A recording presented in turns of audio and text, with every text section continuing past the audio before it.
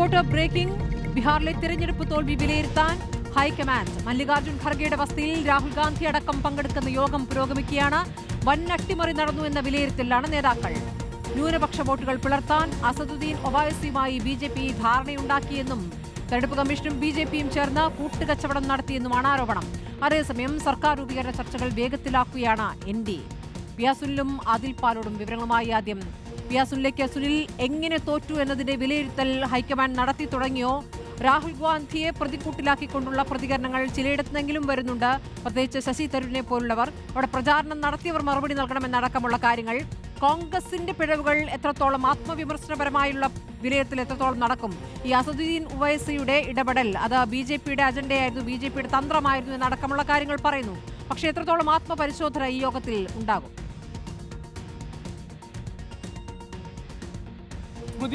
കോൺഗ്രസ് അധ്യക്ഷൻ മല്ലികാർജ്ജുൻ ഖാർഗെയുടെ വസതിയിലാണ് ഇപ്പോൾ യോഗം പുരോഗമിക്കുന്നത്. രാഹുൽ ഗാന്ധി ഒപ്പം തന്നെ KC വേണുഗോപാൽ എന്നിവരാണ് ഈ യോഗത്തിൽ പങ്കെടുക്കുന്നത്. ഏതായാലും കോൺഗ്രസ് ഹൈക്കമാൻഡിന്റെ പ്രാഥമിക വിലയിരുത്തൽ എന്നത് നമ്മൾ നേതാക്കളുമായി സംസാരിക്കുമ്പോൾ അവർ പറയുന്നത് ബീഹാറിൽ വലിയ അട്ടിമറിയാണ് നടന്നത്. BJPയും തെരഞ്ഞെടുപ്പ് കമ്മീഷനും ചേർന്നുള്ള കൂട്ടുകച്ചവടമാണ് ബീഹാറിൽ നടന്നത്. പ്രത്യേകിച്ച് ന്യൂനപക്ഷ ശക്തി കേന്ദ്രങ്ങളിൽ അസദുദ്ദീൻ ഒവൈസിയെ ഉപയോഗിച്ച് ന്യൂനപക്ഷ വോട്ടുകൾ പിളർത്തി എന്നതാണ്. കാരണം ഈ സീമാഞ്ചൽ മേഖലയിൽ അസദുദ്ദീൻ ഒവൈസിയുടെ വിജയം അത്ഭുതപ്പെടുത്തുന്നതാണ് എന്ന് കോൺഗ്രസ് പറയുകയാണ്. കാരണം കോൺഗ്രസ് വിജയിക്കേണ്ട സീറ്റുകളിലാണ് അസദുദ്ദീൻ ഒവൈസിയുടെ പാർട്ടി വിജയിച്ചത്. ഒരു കാരണവശാലും അത്തരം മണ്ഡലങ്ങളിൽ ന്യൂനപക്ഷ വോട്ടുകൾ പിളരില്ല എന്ന് കോൺഗ്രസിന് ഉറപ്പായിരുന്നു, RJDക്ക് ഉറപ്പായിരുന്നു. അവിടെയാണ് കോൺഗ്രസിന്റെ സ്ഥാനാർത്ഥികൾ പരാജയപ്പെട്ടത്. മാത്രമല്ല കോൺഗ്രസ് കാര്യമായി ശ്രദ്ധ ചെലുത്താത്ത മണ്ഡലങ്ങളിൽ, അതായത് വിജയിക്കില്ല എന്ന് പ്രതീക്ഷിച്ച മണ്ഡലങ്ങളിലാണ് ഇപ്പോൾ വിജയിച്ചിരിക്കുന്നത്. അതേസമയം 100% വിജയം ഉറപ്പിച്ച മണ്ഡലങ്ങളിൽ പരാജയപ്പെടുകയും ചെയ്തു. അപ്പോൾ കൃത്യമായ അട്ടിമറി നടന്നുവെന്ന് കോൺഗ്രസ് വിലയിരുത്തുകയാണ്. രണ്ടാമത്തെ ഒരു വിഷയം കോൺഗ്രസ് പറയുന്നത്, ഒരുപക്ഷെ തെരഞ്ഞെടുപ്പിന് ശേഷം RJDയും JDയുയും തമ്മിൽ ഒരു സഖ്യത്തിനുള്ള സാധ്യത ഉണ്ടായിരുന്നു. ആ സാധ്യത ഇല്ലാതാക്കാൻ വേണ്ടി മറ്റൊരു നീക്കം കൂടി BJPയും തെരഞ്ഞെടുപ്പ് കമ്മീഷനും നടത്തി. അതാണ് യാദവ ശക്തി കേന്ദ്രങ്ങളിലുണ്ടായ തിരിച്ചടി എന്ന് കോൺഗ്രസ് പറയുകയാണ്. ഏതായാലും ഈ തെരഞ്ഞെടുപ്പ് കമ്മീഷൻ നടത്തിയ അട്ടിമറി എന്ന നിലയിൽ തന്നെ ബീഹാർ തെരഞ്ഞെടുപ്പിനെ ഇപ്പോൾ ഹൈക്കമാൻഡ് വിലയിരുത്തുകയാണ്. അതേസമയം സ്മൃതി ചോദിച്ചത് വളരെ പ്രധാനപ്പെട്ട ഒരു ചോദ്യമാണ്, ഈ സ്വയം വിമർശനമായി കോൺഗ്രസ് ഇത് പരിശോധിക്കുമോ എന്നത്. ഏതായാലും കഴിഞ്ഞ തെരഞ്ഞെടുപ്പുകളിലെ സാഹചര്യമൊക്കെ തന്നെ പരിശോധിച്ചാൽ നമുക്കറിയാം, തെരഞ്ഞെടുപ്പ് കമ്മീഷൻ നടത്തുന്ന അട്ടിമറി തെരഞ്ഞെടുപ്പ് അട്ടിമറി എന്ന ഒരു നിലപാടിൽ തന്നെയാണ് കോൺഗ്രസ് മുന്നോട്ട് പോയത്. അതേ ഒരു സമീപനം തന്നെയാണ് ഇപ്പോഴും കോൺഗ്രസ് സ്വീകരിക്കുന്നത്. ഏതായാലും ബീഹാറിലുണ്ടായിട്ടുള്ള വിജയം എന്നത് ഒരിക്കലും വിശ്വസിക്കാൻ കഴിയാത്ത വിജയമാണ്. ഇങ്ങനെയൊരു വിജയം ഉണ്ടാകേണ്ട സാഹചര്യം NDA സഖ്യത്തിന് BJPക്കില്ല എന്നാണ് കോൺഗ്രസിന്റെ ഉറച്ച വിശ്വാസം. ഏതായാലും അതിന്റെ ഭാഗമായുള്ള ഒരു പരിശോധന ഇപ്പോൾ റിവ്യൂ മീറ്റിംഗ് ഇപ്പോൾ നടക്കുകയാണ്. മല്ലികാർജ്ജുൻ ഖാർഗെയുടെ വസതിയിൽ രാഹുൽ ഗാന്ധിയും KC വേണുഗോപാലും പങ്കെടുക്കുന്നു. സുനിൽ, അതോടൊപ്പം തന്നെ ബീഹാറിന്റെ ചുമതലയുണ്ടായിരുന്ന നേതാക്കളെ കൂടി വിളിപ്പിച്ചിട്ടുണ്ടോ യോഗത്തിലേക്ക്?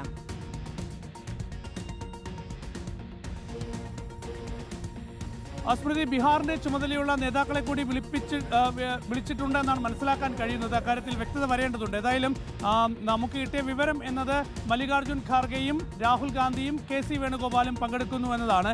ഏതായാലും ബീഹാറിന്റെ ചുമതല നൽകിയ കാര്യത്തിലൊക്കെ തന്നെ വലിയ എതിർപ്പ് തുടക്കം മുതൽ തന്നെ ഉണ്ടായിരുന്നു. അത് കോൺഗ്രസിനകത്ത് തന്നെ ഉണ്ടായിരുന്ന പ്രധാനപ്പെട്ട നേതാക്കൾ തന്നെ പറഞ്ഞിരുന്നു. കാരണം ബീഹാറിലെ രാഷ്ട്രീയ സാഹചര്യങ്ങൾ കൃത്യമായി അറിയാത്ത, ബീഹാറിന്റെ രാഷ്ട്രീയ സ്ഥിതി എന്താണെന്നറിയാത്ത ആളുകൾക്കാണ് ബീഹാറിന്റെ തെരഞ്ഞെടുപ്പ് ചുമതല നൽകിയത് എന്ന വിമർശനമാണ് നേരത്തെ ഉയർന്നത്. അപ്പോൾ ഇക്കാര്യത്തിലൊക്കെ തന്നെ വലിയ ഒരു ശ്രദ്ധയില്ലായ്മ കോൺഗ്രസ് ഹൈക്കമാൻഡിന്റെ ഭാഗത്തു നിന്ന് ബീഹാറിന്റെ കാര്യത്തിൽ ഉണ്ടായി എന്ന വിമർശനം നേരത്തെ തന്നെ ഉയർന്നിരുന്നു. അപ്പോൾ ആ ഒരു പശ്ചാത്തലം കൂടി കോൺഗ്രസ് പരിശോധിക്കുമോ എന്ന കാര്യം വ്യക്തമല്ല. ഏതായാലും കോൺഗ്രസിനകത്ത് ഇപ്പോൾ ഇക്കാര്യത്തിൽ വലിയ ചർച്ചകൾ തുടങ്ങിയിട്ടുണ്ട്. ഈ നിലയിൽ എങ്ങനെ മുന്നോട്ട് പോകണം എന്ന ഒരു ചോദ്യം ഉയർന്നിട്ടുണ്ട്. നമുക്കറിയാം ശശി തരൂർ ചില ചോദ്യങ്ങൾ ഉയർത്തിയിട്ടുണ്ട്. ശശി തരൂർ പരസ്യമായി ചോദിക്കുന്നു, പക്ഷേ മറ്റു ചിലർ ഇത് രഹസ്യമായി പറയുന്നു എന്ന് മാത്രം. ഏതായാലും കോൺഗ്രസ് ഈ നിലയിൽ മുന്നോട്ട് പോയിട്ട് എന്ത് കാര്യം എന്നതാണ് ചില നേതാക്കളെങ്കിലും ചോദിക്കുന്നത്. അതേസമയം ഔദ്യോഗികമായി കോൺഗ്രസ് പുറത്തുവിടുന്ന വിവരമാണ് ഇത്തരത്തിൽ വലിയ തെരഞ്ഞെടുപ്പ് അട്ടിമറി എന്നത്. ഏതായാലും SIR എന്നുള്ളൊരു വിഷയം ഉയർത്തി തന്നെയായിരിക്കും ബീഹാറിലെ ഈ ഒരു പരാജയത്തെ നേരിടാൻ കോൺഗ്രസ് തയ്യാറാവുക. കാരണം പാർലമെന്റിന്റെ ശീതകാല സമ്മേളനം വരാൻ പോവുകയാണ്. അപ്പോൾ ദേശീയ രാഷ്ട്രീയത്തിൽ കോൺഗ്രസിന് ഒരു നിലപാട് സ്വീകരിക്കണമെങ്കിൽ ആണെങ്കിൽ തീർച്ചയായും SIR-ൽ പിടിച്ച് മുന്നോട്ട് പോവുക എന്നത് മാത്രമേ ഉള്ളൂ. അപ്പോൾ ബീഹാറിൽ SIR തട്ടിപ്പ് നടത്തി എന്ന് ചൂണ്ടിക്കാണിച്ചുകൊണ്ടുള്ള ഒരു രാഷ്ട്രീയ പ്രചരണവുമായി മുന്നോട്ട് പോകാൻ തന്നെയായിരിക്കും കോൺഗ്രസ് ഇനി ദേശീയ തലത്തിൽ ശ്രമിക്കുക. അതിന്റെ ഭാഗമായിട്ടുള്ള ഒരു അഭിപ്രായമാണ്, പ്രതികരണമാണ് ഏതായാലും ഹൈക്കമാൻഡ് ഇപ്പോൾ നമുക്ക് നൽകുന്നത്. ശരി, ഏതായാലും രാഹുൽ ഗാന്ധി ഉന്നയിച്ച വോട്ട് ചോരിയിൽ ആദ്യ അറസ്റ്റ് ഉണ്ടായ ദിവസം കൂടിയാണല്ലോ ഇന്ന്. ആദിൽ പാലോടിലേക്ക്. അതിൽ സർക്കാർ രൂപീകരണ ചർച്ച തുടങ്ങുകയാണോ? എങ്ങനെയായിരിക്കും? നിതീഷ് ആയിരിക്കും മുഖ്യമന്ത്രി എന്നുള്ള കാര്യത്തിൽ തർക്കമില്ല. പക്ഷേ ഉപമുഖ്യമന്ത്രി ആര്, മന്ത്രിസഭയിലേക്ക് ഉള്ള പ്രാതിനിധ്യം എങ്ങനെയൊക്കെ വരും, ഇതൊക്കെ ഒരു പ്രധാനപ്പെട്ട വിഷയമാണല്ലോ. അപ്പോൾ എന്താണ് ഇപ്പോൾ അറിയാനാകുന്നത്? വളരെ പ്രധാനപ്പെട്ട ചോദ്യമാണ്. സർക്കാർ രൂപീകരണത്തിലേക്ക് കടക്കുകയാണ്, ചർച്ചകളിലേക്ക് കടക്കുകയാണ് NDA. നിതീഷ് കുമാർ തന്നെ മുഖ്യമന്ത്രിയാകുമെന്ന കാര്യത്തിൽ സംശയമില്ല. പക്ഷേ ആരൊക്കെ ഉപമുഖ്യമന്ത്രിമാർ എന്നതാണ് ചോദ്യം. ചിരാഗ് പസ്വാൻ ഒരു ഉപമുഖ്യമന്ത്രി സ്ഥാനം ചോദിച്ചിട്ടുണ്ട് BJP-യോട് എന്നതാണ് നമുക്ക് ലഭിക്കുന്ന വിവരം. നിതീഷ് കുമാറും ചിരാഗ് പസ്വാനും തമ്മിൽ ഇപ്പോൾ പട്നയിൽ കൂടിക്കാഴ്ച നടത്തുന്നു എന്ന വിവരം കൂടിയുണ്ട്. ഏതായാലും വലിയ വിജയം, നാം പ്രതീക്ഷിച്ചതിലപ്പുറമുള്ള വിജയം. 160 സീറ്റ് പ്രതീക്ഷിച്ചു, അത് അമിത്ഷാ പറഞ്ഞു. അതിലപ്പുറം 200-ലേക്ക് സീറ്റ് നില പോകുന്നതാണ് നമ്മൾ കണ്ടത്. ഇപ്പോൾ നമുക്ക് കാണാൻ കഴിയുന്നുണ്ട്, ഇത് JDU ഓഫീസിന്റെ മുൻവശമാണ്.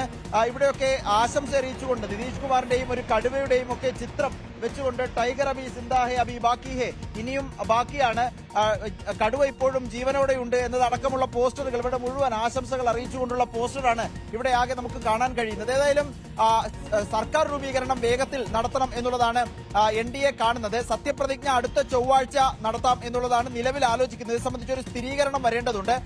അപ്പോഴും 2 ഉപമുഖ്യമന്ത്രിമാർ BJP-യിൽ നിന്ന്, ഒരെണ്ണം ചിരാഗ് പസ്വാൻ, അങ്ങനെ 3 ഉപമുഖ്യമന്ത്രിമാരെ നിയോഗിക്കുന്നത് സംബന്ധിച്ചുള്ള ചർച്ചകളാണ് പട്നയിൽ പുരോഗമിക്കുന്നത്. നിതീഷ് കുമാർ ആകും മുഖ്യമന്ത്രിയെങ്കിലും പ്രധാനപ്പെട്ട സ്ഥാനങ്ങളിൽ BJP മന്ത്രിമാരുണ്ടാകും എന്നുള്ളതാണ്. മന്ത്രിസഭയിൽ BJP പിടിമുറുക്കും എന്നാണ് മനസ്സിലാക്കാൻ കഴിയുന്നത്. അതിനുള്ള ചരടുവലികളാണ് BJP കേന്ദ്രങ്ങളിൽ നടക്കുകയും ചെയ്യുന്നത്.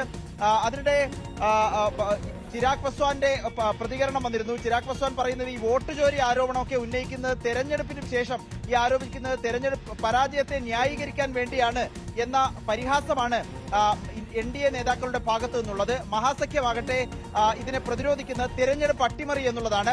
നമുക്ക് ദീപാങ്കർ ഭട്ടാചാര്യ ഒരു പ്രതികരണം തന്നിരുന്നു. CPML-ന്റെ നേതാവാണ്. 3.5 ലക്ഷം വോട്ടർമാർ SIR കൊണ്ടുവന്ന ശേഷം, SIR-ന്റെ അവസാന പട്ടിക വന്ന ശേഷം വോട്ടെടുപ്പിന് മുൻപായി 3.5 ലക്ഷം വോട്ടർമാരെ എങ്ങനെ വോട്ടർ പട്ടികയിൽ ചേർത്തു എന്ന ചോദ്യമാണ്. ക്രമക്കേട് നടത്തിക്കൊണ്ടാണ് ഈ വിജയം സംഭവിച്ചിരിക്കുന്നത്.